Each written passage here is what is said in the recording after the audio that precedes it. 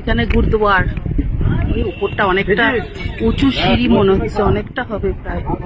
আমরা যাচ্ছি না, অনেকে গেল ওখানটা। আর এখানে বসার জায়গা আছে, ফ্রিতে বোঁদে যত ইচ্ছে নিয়ে খাও, বসো।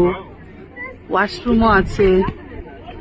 এখানে জুতো খুলে মাথায় কাপড় বেঁধে তারপর যেতে হবে। আমরা এখন যাচ্ছি না ওটাতে আর।